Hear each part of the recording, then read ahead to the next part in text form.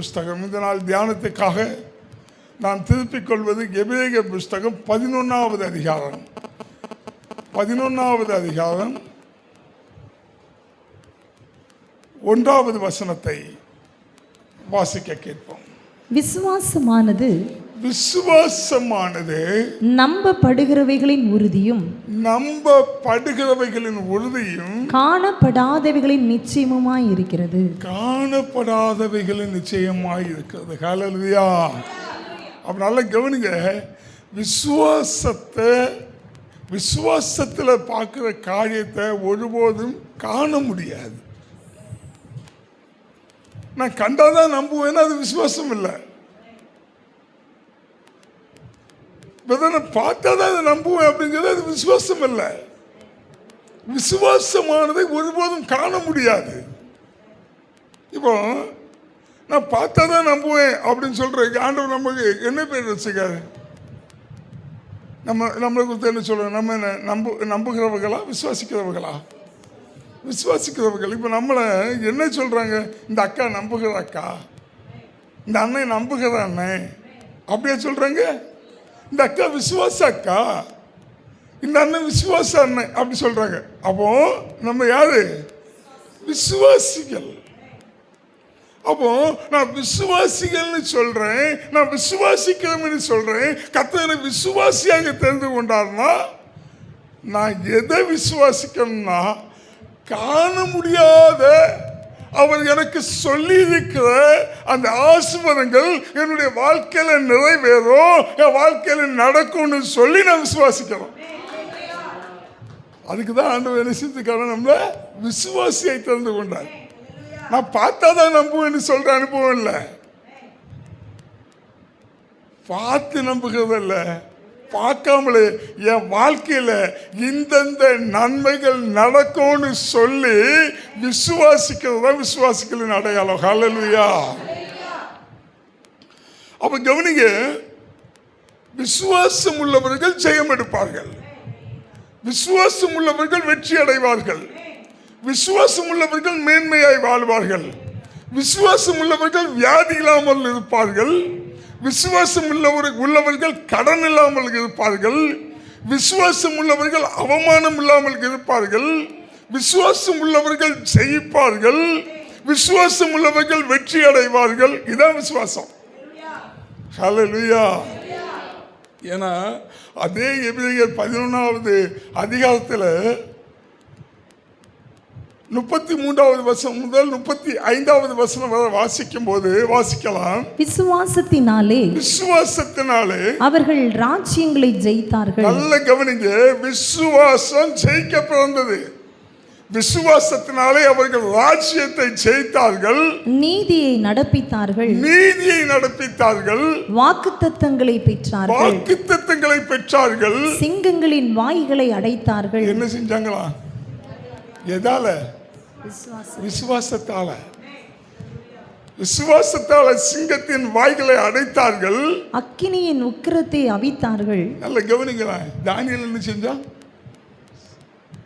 சிங்கத்தின் வாயை அடைச்சான். சாத்தான் பேச என்ன பண்ணாங்க? அக்கினியின் உக்கிரத்தை அவித்தார்கள். அக்கினியால அவங்களை மேற்கொள்ள முடியல. தொடர்ந்து பட்டய சுருக்குக்கு தப்பினார்கள், பலவீனத்தில் பலன் கொண்டார்கள். பலவீனம்னா என்ன? வியாதி, படுக்க, நம்மளால முடியாத காரியங்கள், இதெல்லாம் என்ன செஞ்சாங்களா? விசுவாசத்துல பலன் கொண்டார்களாம். யுத்தத்தில் வல்லவர்களானார்கள், அந்நியருடைய சேனைகளை முறியடித்தார்கள், ஸ்திரீகள் சாக கொடுத்த தங்களுடையவைகளை உயிரோடு எழுந்திருக்க பெற்றார்கள். வேறு சிலர் போதும் பக்கத்தில் சொல்லுங்க. விசுவாசித்தா என்னென்ன ஆசீர்வாதங்கள்லாம் செத்து போய் இருக்குதோ அதெல்லாம் மறுபடி உயிரடைய செய்யலாம். வாழ்க்கையில எல்லாம் செத்து போச்சு நினைச்சிட்டு இருக்கிறோம். ஆனா பாருங்க, விசுவாசம் எல்லாத்தையும் உயிரடைய செய்யுமா. அப்ப கவனிங்க, நம்மளை குறித்து வேதம் என்ன சொல்லுது? விசுவாசி. அப்ப நம்முடைய வாழ்க்கையில விசுவாசத்தினால என்ன செய்யலாம்னா, என்னென்னலாம் செத்து போய் இருக்குதோ அதெல்லாம் உயிரடைய செய்யலாம். அதான் சத்தியம், அதான் உண்மை. ஆனா எல்லாம் செத்து போயிருக்கு. ஒரே வியாதி, ஒரே பிரச்சனை, ஒரே கடன் தொல்லை, ஒரே அவமானம், ஒரே பிசினஸ்ல தோல்வி. எதை எடுத்தாலும் விலங்கலை. நம்ம சொல்றோம் தெரியுமா, என் தலையெழுத்த மாற்ற முடியல, என் தலையெழுத்து இப்படி கடந்து அவதிப்படுறேன். ஏன்? விசுவாசம் ஜெயிக்கும், விசுவாசம் வெற்றி அடையும், விசுவாசம் மேன்மையாகும், விசுவாசம் எல்லா வியாதியிலிருந்து விடுதலை பெறும், விசுவாசம் எல்லா பலகீனத்திலிருந்து பலன் கொள்ள செய்யும். ஆனா இங்க பலன் இல்லையே, பலகீனமா இருக்குது, மந்த நிலைமையா இருக்குது, கடன் பிரச்சனையா இருக்குது, அவமானமா இருக்குது, நிந்தையா இருக்குது, நெருக்கடியா இருக்குது, வேதனையா இருக்குது, சொல்ல முடியல. அவ்வளவு கஷ்டங்கள், அவ்வளவு குழப்பங்கள், அவ்வளவு சமாதான குறைவுகள், வாழ்க்கையில சந்தோஷம் இல்ல, வாழ்க்கையில நிம்மதி இல்ல, வாழ்க்கையில மகிழ்ச்சி இல்ல. ஏன்? பக்கத்துல கை கொடுத்து கேளுங்க, ஏன்? நம்ம விசுவாசிக்கணும்னு சொல்றோம், அப்புறம் ஏன் நம்முடைய வாழ்க்கையில எவ்வளவு பிரச்சனை? எங்க பிரச்சனை? இவ்வளவு பிரச்சனை இருக்குன்னா எங்க பிரச்சனை ஆரம்பிக்குது? விசுவாசத்துல பிரச்சனை. நம்ம சொல்றோம், நான் விசுவாசிக்கிறேன் விசுவாசிக்கிறேன் விசுவாசிக்கிறேன் அப்படின்னு.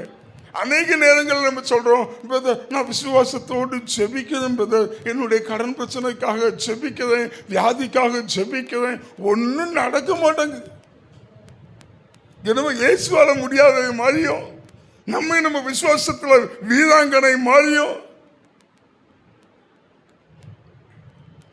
எவன் ஒருவன் முள்ளங்காலில் நின்று தேவனை நோக்கி தன்னுடைய கைகளை உயர்த்துகிறானோ அவன் அடுத்த மனுஷனுடைய கைகளை நீட்ட வேண்டிய தேவையே வராதுங்க.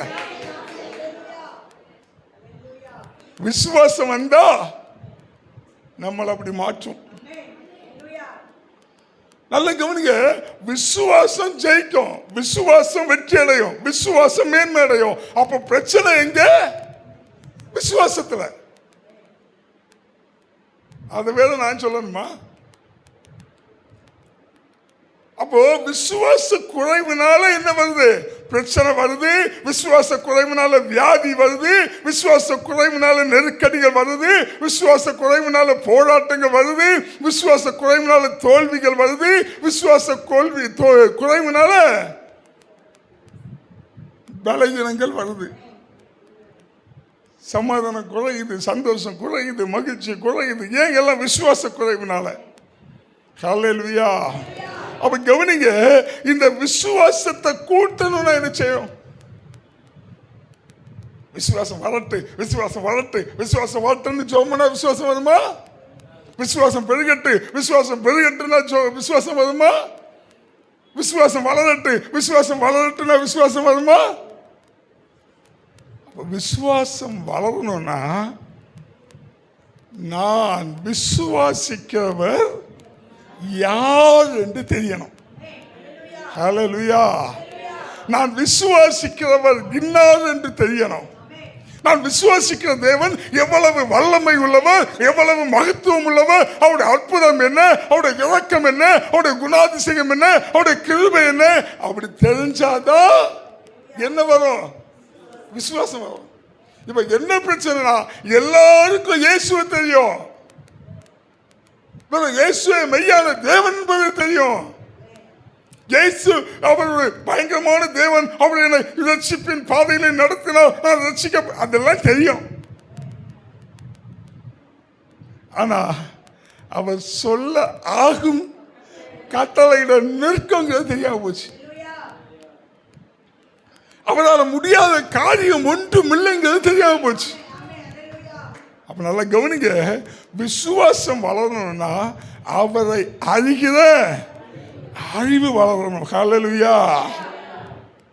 ஏன்? விசுவாசத்தை தொடங்குகிறவரும் அவரை, முடிக்கிறவரும் அவரை. அப்போ அவரை அறிந்தா விசுவாசம் பெருகும், அவரை அறிந்தா விசுவாசம் வளரும், அவரை அறிந்தா விசுவாசம் வரும். அப்ப விசுவாசத்துக்கு என்ன செய்யணும்? அவரை, அவருடைய மகத்துவத்தை, அவருடைய வல்லமையை அறிகிற அறிவு உண்டாகணும். பக்கத்துல சொல்லுங்க, விசுவாசத்தை வான வராது, அவரை அறிகிற அறிவு உண்டானா விசுவாசம் வளரும், விசுவாசம் பெருகும், விசுவாசம் வரும். ஹல்லேலூயா.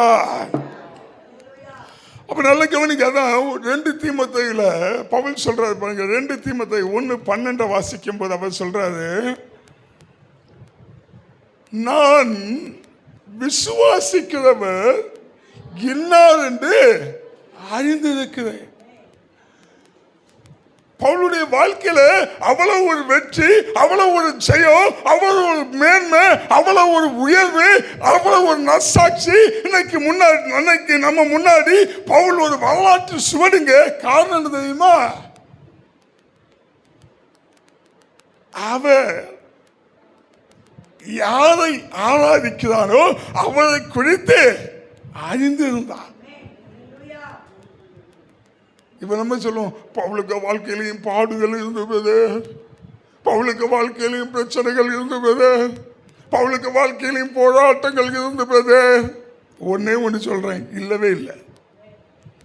இம்மைக்குரிய போராட்டங்கள் பவுலுடைய வாழ்க்கையில இல்லை. கிறிஸ்துவுக்காக பாடுகள் இருந்துச்சு, மறுமைக்குரிய பாடுகள் இருந்துச்சு, மறுமைக்குரிய கஷ்டங்கள் இருந்துச்சே தவிர இம்மைக்குரிய கஷ்டங்கள் பவுலுடைய வாழ்க்கையில இல்லை. அவன் மறுமைக்குரிய கஷ்டங்களை அனுபவிச்சாலும் சந்தோஷமாக இருந்தா, சமாதானமாக இருந்தா, நிம்மதியாக இருந்தா, இந்த உலகத்துக்கு முன்னாடி ஒரு வெற்றி உள்ள வாழ்க்கையை வாழ்ந்தார். ஹல்லேலூயா. கிறிஸ்துவை விசுவாசிக்கிறவர்கள் வெற்றி உள்ள வாழ்க்கை வாழ்வார்கள். ஹல்லேலூயா. அப்ப நல்ல கவனிங்க,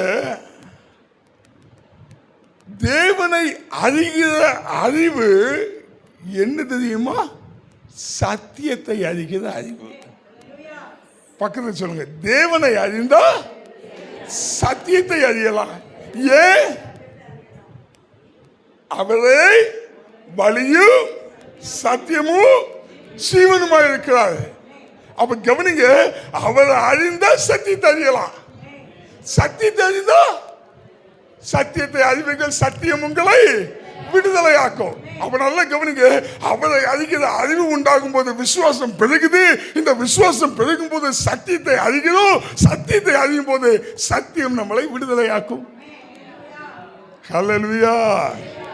அப்போ சத்தியத்தினால இன்னைக்கு நம்ம விடுதலை ஆகாம இருக்கணும். காரணம் என்னன்னா, அவரை அறிகிற அறிவு என்னன்னு செய்யல,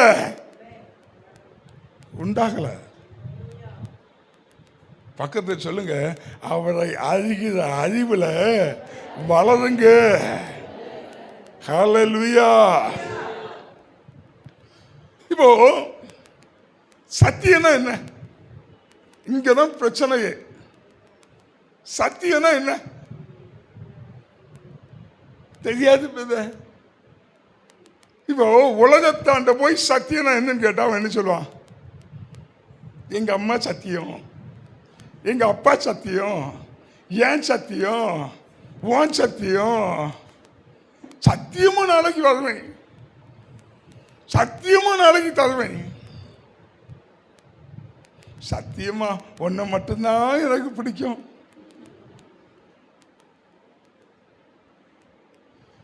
அவன் சத்தியம் சொல்றது உண்மையை சொல்றான். உண்மைக்கு சத்தியத்துக்கும் வித்தியாசம் அவனுக்கு தெரியல. அதே போலதான் பாருங்க, கிறிஸ்தவத்தில் அநேகத்துக்கு தெரியல. பைபிள் படிச்சா சத்தியமா படிச்சேன், சோமன்ய சத்தியமா சோமன். சத்தியம்னா என்ன? ஆனா கிறிஸ்தவனுக்கு தெரியல, சத்தியம் என்பது அவரை அறிகிற அறிவு.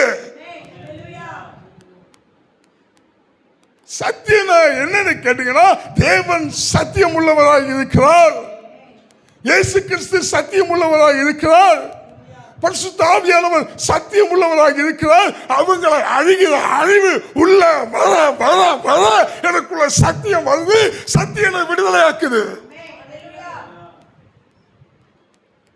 அப்ப விடுதலை இல்லைன்னா என்ன? விசுவாசம் இல்லை. ஏன் விசுவாசம் இல்லை? அவள் அழிகிற அறிவு இல்ல. அவள் அழிகிற அறிவு ஒரு கிறிஸ்தவனுக்குள்ள வருமானா அவன் நாளைக்கு அவள் என்ன செய்வானா? விசுவாசத்துல வல்லவனாகும். விசுவாசத்தில் வல்லவனாகும் போது சத்தியத்தை அறிந்து கொள்கிறான். சத்தியமா அவனை விடுதலையாக்கிறது. ஹல்லேலூயா, ஹல்லேலூயா. அப்ப நல்லா கவனிங்க, சத்தியம்னா மற்றவங்க மேல சத்தியம் பண்றது கிடையாது. சத்தியம் என்பது என்ன? இப்போ ஒரு வார்த்தை உங்கள்ட்ட கேட்கிறேன்.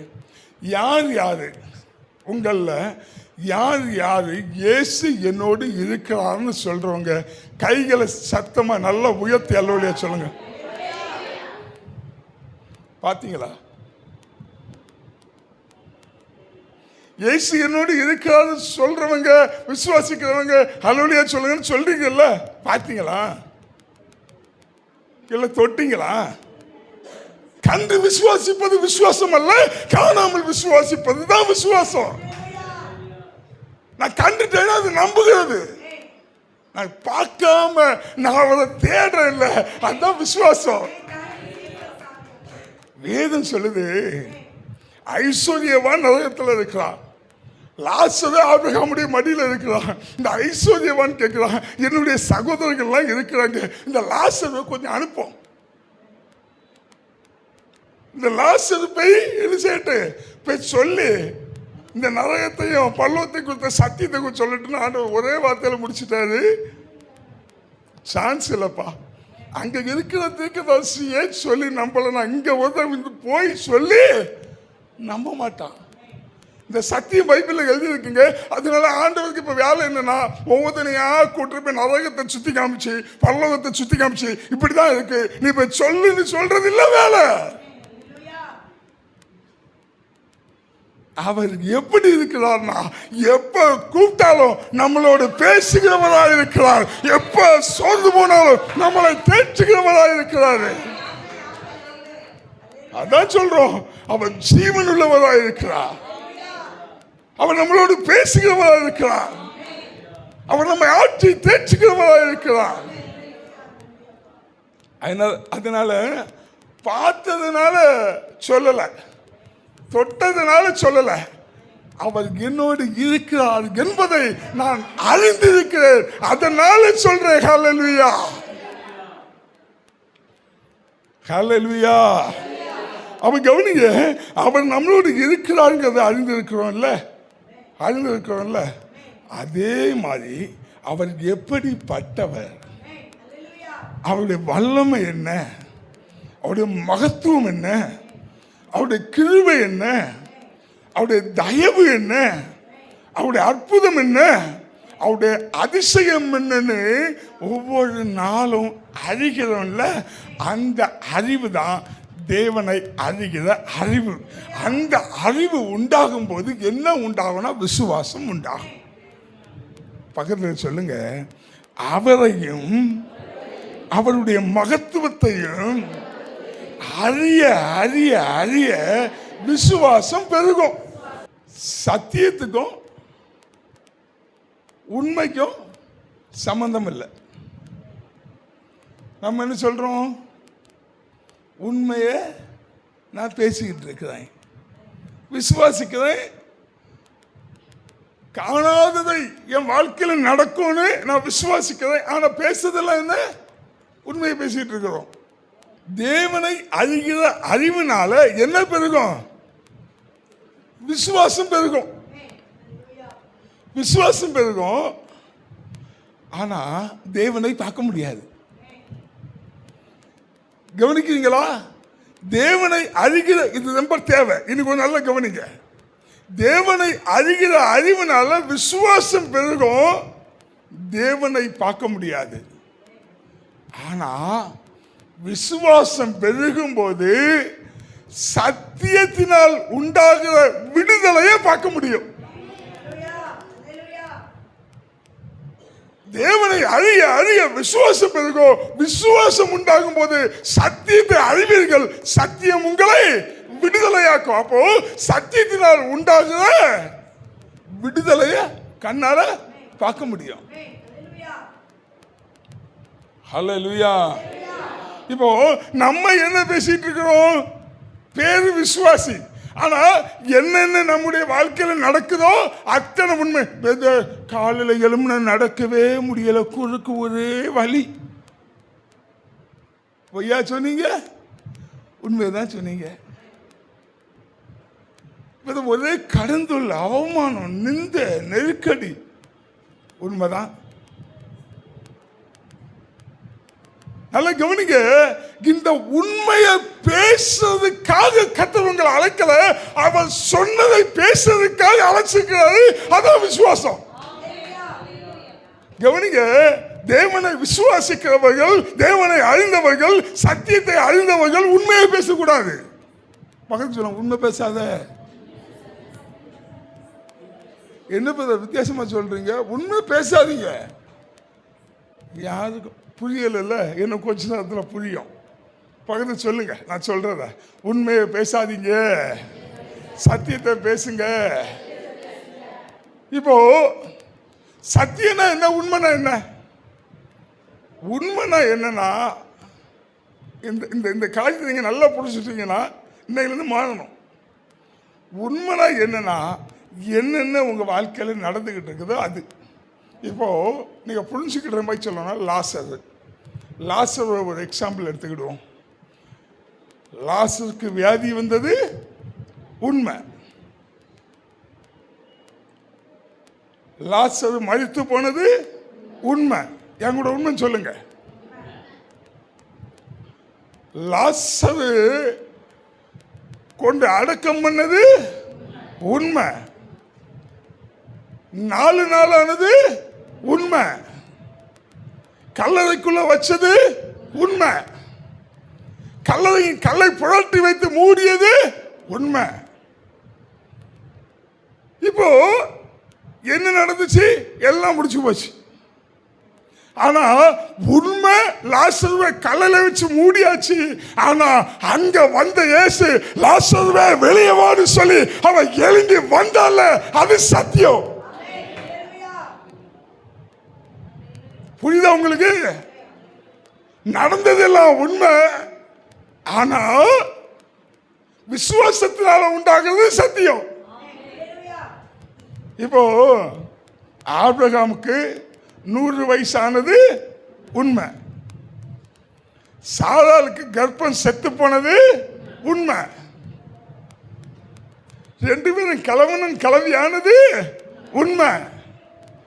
மருத்துவர்கள்லாம் இனி வாய்ப்பில்லைன்னு சொல்லி கைவிட்டது உண்மை. சாராளுக்கு மறுபடியும் குழந்தையா, அதுக்கு சான்ஸே இல்லைன்னு சொல்லி சுத்தி இருந்தவர்கள்லாம் தூற்றினது உண்மை. ஆனா அந்த சாராளுடைய கர்ப்பத்துல புதுசா ஈசாக்க கர்த்தர் உயிர்ப்பிக்க செய்ததில்ல, அது சத்தியமாயிருக்கிறது. 2 ராஜாக்கள் 4வது அதிகாரத்தில் அநேகம் கடன்பட்டு கடனாளியாய் மாறி போன ஒரு தீர்க்கதரிசி இருந்தது உண்மை.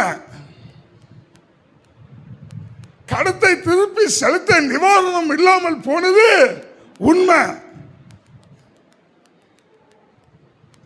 கடன் பிரச்சனையோடு இருக்கும் போது இந்த தீர்க்கதரிசி செத்து போனது உண்மை.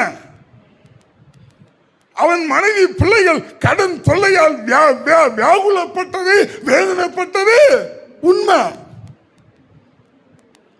கடைக்காரன் வந்து இந்த அம்மாட்ட உன் பிள்ளைகளை கடனுக்கு பதிலாக எனக்கு கொடுங்க சொல்லி கேட்டது உண்மை.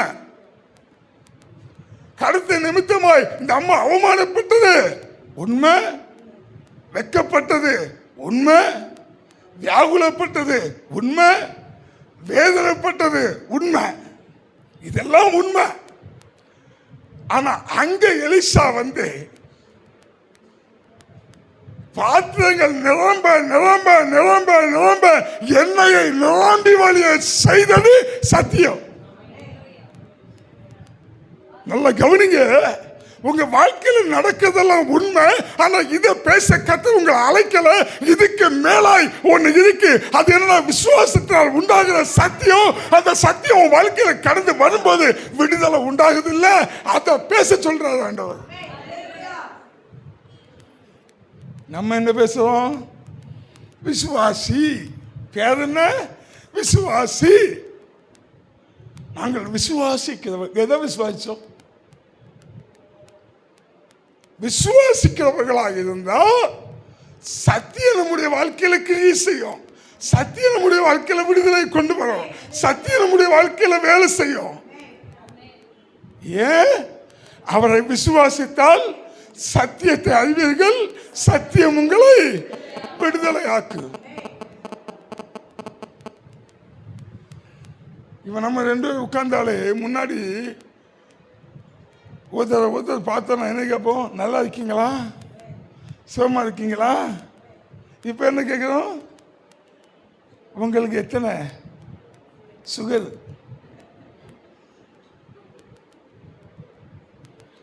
விசுவாசி. எனக்கு சுகர் வந்து காலெல்லாம் நமத்து போச்சு. எனக்கு கடன் பிரச்சனை தாங்கவே முடியல. உண்மை. என் பிள்ளைக்கு நான் அங்கேயும் இங்கேயும் ஓடுறது, ஒரு அலைன்ஸ் வரவே இல்லை, திருமணம் ஆகவே இல்லை. உண்மை. ஒவ்வொரு நாளும் நான் வியாதியில கஷ்டப்படுகிறேன். உண்மை. சில இடங்கள்ல நான் மிகவும் அவமானப்பட்டு என் பிள்ளை ஒரு மாதிரி மந்தமா இருக்கிறான். உண்மைதான். என் பிள்ளை ஒரு மாதிரி மனநல பாதிக்கப்பட்டு போயிருக்கிறான். உண்மைதான். இந்த உண்மையை உலகம் பேசுங்க, உங்க அதுக்கு அழைக்கல. இந்த உண்மையை உலகம் பேசும். எனக்கு முடியல, எனக்கு கழியல, எனக்கு வியாதி, என் பிள்ளை திருமணம் ஆகல, என் பிள்ளை குழந்தை பிறக்கல. இது உலகம் பேசும், நீங்க பேசக்கூடாது. விசுவாசம் என்னன்னா, அவர் உங்களை குறித்து என்ன சொன்னாரோ அதை பேசுறது. அங்க விசுவாசம். அப்ப ஏன் இன்னும் வியாதி? ஏன் இன்னும் பிரச்சனை? ஏன் இன்னும் நெருக்கடி? ஏன் இன்னும் உபத்திரமும்? ஏன் இன்னும் வியாதி? ஏன் இன்னும் தோல்வி? ஏன் இன்னும் பிரச்சனை? அவர் சொல்லதை விட்டுட்டு எதை பார்க்கிறனோ அதை பேசுவார். ஹல்லேலூயா. பார்க்கிறத பேசுவது விசுவாசம் அல்ல, நம்பிக்கை உள்ள அக்கா. ஏன்? இந்த அக்கா பார்த்தா நம்புவதை பேசுவான். அப்போ உங்களுக்கு பேரை இனி மாற்றணும். எப்படி மாற்றணும்? நம்பிக்கை உள்ள செல்வி அக்கா, நம்பிக்கை உள்ள ஜெயந்தி அக்கா, நம்பிக்கை உள்ள பாலன், நம்பிக்கை உள்ள விசுவாசின்னு சொல்லக்கூடாது. விசுவாசினா காண்கிறதை நம்பாது, காணாததை நம்பும். அதான் எபிரேயர் 1:11 சொல்லுது பாருங்க. கூட ஒரு வாட்டி வாசிக்கலாம். விசுவாசமானது நம்பப்படுகிறவைகளின் உறுதியும் காணப்படாதவைகளின் நிச்சயமுமாய் இருக்கிறது. காணாதது நம்புறதுதான் உறுதி. காணாதது நம்பணும். கண்ணால காண முடியல. ஆனா அவர் சொல்லி இருக்கிறாரு, என் வாழ்க்கையில நான் வெற்றி அடைவேன், நான் மேன்மை அடைவேன், நான் ஜெயம் பெறுவேன். ஏன்? அவர் சொல்லி இருக்கிறாரு. அதை நான் விசுவாசிக்கிறேன். ஒரு விசுவாசியோட அழகு தாங்க. எனக்கு பிரச்சனை தீரல, பிரச்சனை பாருங்க. எல்லாருமே என்ன செய்யறோம்? உலகத்தை அழிகிற ஆவல்ல ஆசையா இருக்கிறோம்.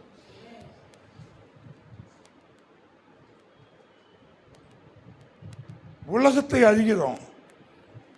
நமக்கு பிடிச்ச ஒரு நடிகர், அவன் பொண்டாட்டி பேர் என்ன, அவனுக்கு வயசு என்ன, அவனுக்கு பூர்வீகம் எந்த ஊரு,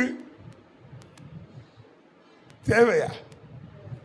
நீ அறிய வேண்டியது யார? உன் வாழ்க்கை முடிஞ்சு போச்சியா, உனக்கு ஒரு மறு வாழ்க்கையை கொடுத்திருக்கிறாரு, உன்னை உயர்த்துவேன்னு சொல்லியிருக்கிறாரு, நீ வைக்கப்பட மாட்டேன்னு சொல்லியிருக்கிறாரு, எந்த பிரச்சனையிலையும் நீ அசைக்கப்படுவதில்லைன்னு சொல்லியிருக்கிறாரு. அப்ப நான் என்ன செய்யணும்? எந்த புயல் வந்தாலும், எந்த சுனாமி வந்தாலும், எவ்வளவு பிரச்சனைகள் வந்தாலும் எதுவும் என்னை அசைக்காதுன்னு வந்து சொல்லி இருக்கிறாரு. அவரை அறிகிற அறிவு உண்டாக உண்டாக உண்டாக சத்தியம் என் வாழ்க்கையில கடந்து வரும். அந்த சத்தியம் என்னை விடுதலையாக்கும். அப்ப பார்க்கிறத பேசுறதுக்கல்ல, பார்க்கிறத பேசுறதுக்கல்ல. நமக்கு விசுவாசின்னு பேர் வச்சது என் வாழ்க்கையில் நடக்கிற நிகழ்வுகளை பேசுறதுக்கல்ல. இது எல்லாரையும் பேச முடியும், எல்லாரும் பேசுவாங்க. அப்படி நம்ம நடக்கிற நிகழ்வுகளை பேசுவதா இருந்தால் நம்ம யார் தெரியுமா? உலகத்தான். உலகத்தான் செய்வான், பார்க்கிற உண்மையை பேசுவான். நம்மளும் அதே உண்மையை பேசுவோம், நமக்கு அவனுக்கு வித்தியாசம் இல்லையா? அப்போ அவன் உண்மையை பேசுவான், நம்ம சத்தியத்தை பேசுவோம். நமக்கு அவனுக்கு வித்தியாசம் தாங்க. அவர்கள் உண்மை உலகத்தை சார்ந்தவர்கள் பார்க்கிற காரியத்தை பேசுறாங்க, அதனால உண்மையை பேசுறாங்க. பாருங்க, கானான் தேசத்தை வேவு பார்க்கறதுக்கு 12 பேர்த்து அனுப்புறாங்க. 12 பேரும் வேவு பார்த்துட்டு வந்தான். 10 பேர் வந்து என்ன சொன்னான்? பொய்யா சொன்னான். 10 பேர் வந்து ஜனங்களை இருதயத்தை கரைய பண்ணா. எப்படி போய் சொல்லியா? எதை பார்த்தானோ அதை சொன்னான். ஆனா 2 பேர் சொன்னான். என்ன சொன்னா? அவர் என்ன சொன்னாரோ அதை சொன்னான். அவர் என்ன சொன்னாரு? கானான் தேசத்தை உங்களுக்கு தருவேன். அவன் பார்த்ததெல்லாம் கானான் தேசத்தை அடைய முடியுங்கிற அந்த ஸ்தானத்தை, அந்த சூழ்நிலையை அவன் பார்க்கல. அதனால அவன் வந்து என்ன சொன்னான்னா, சத்தியத்தை சொன்னான். தேவன் என்ன செய்வேன்னு சொன்னாரோ அதை சொன்னான். ஹல்லேலூயா.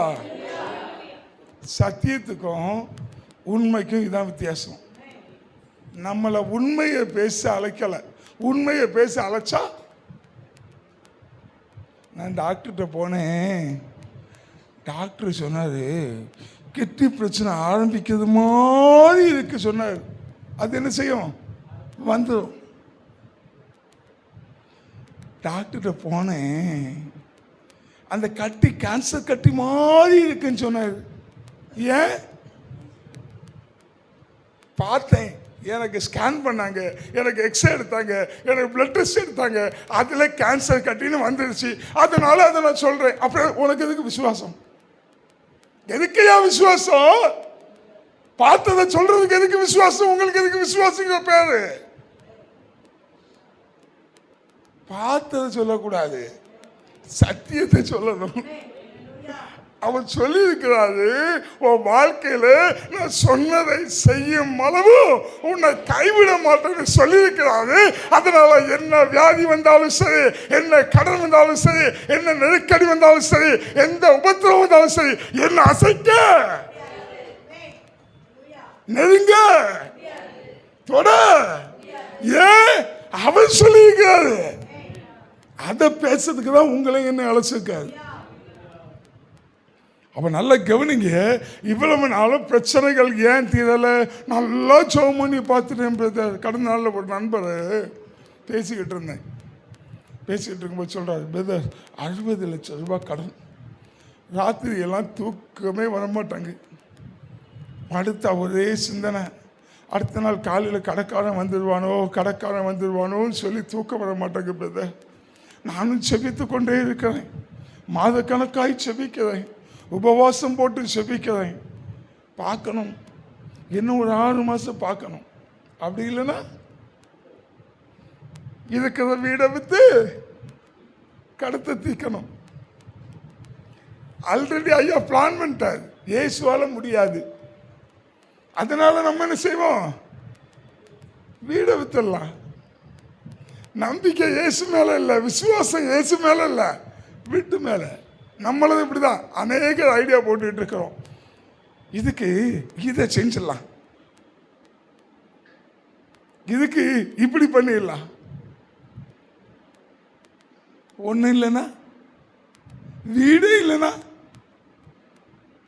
அப்போ ஆண்டவரே நீ சொன்னீர், காற்றையும் காண மாட்டீர்கள், மழையையும் காண மாட்டீர்கள், ஆனாலும் வாய்க்கால் நிரப்பப்படும். அப்பதான் விசுவாசம் வருது. அப்போ அவனுக்கு என்ன செய்யணும்னா, ஒண்ணு இல்லாத மொட்டையாக்கணும். அப்ப விசுவாசம் வரும். ஏதோ ஒண்ணு இருக்கிறதாலதான் என்ன செய்யலாம், இதை செஞ்சிடலாம், அதை செஞ்சிடலாம், அப்படி செய்யலாம், இப்படி செய்யலாம், பல பிளான். ஏன் இருக்குது, அதை பார்க்கிறேன், அதை நம்புறேன், அதனால அதை பத்தி பேசுறேன். அந்த இல்ல, அதனால என்னால பார்க்க முடியல, நான் அவரை பார்க்கிறேன். சிலருடைய வாழ்க்கை அப்படிதான் பாருங்க. கொடுக்க எந்த வாழணும் இல்லாண்டவரை, நீங்க தான் வழி, நீங்க தான் சத்தியம், நீங்க தான் ஜீவன் அப்படி சொல்லுகிற பிள்ளையுடைய வாழ்க்கையில அவர் அற்புதங்களை செய்யாம விட மாட்டாரு. வாக்குத்தத்தங்களை நிறைவேற்றாம அவர் விட மாட்டாரு.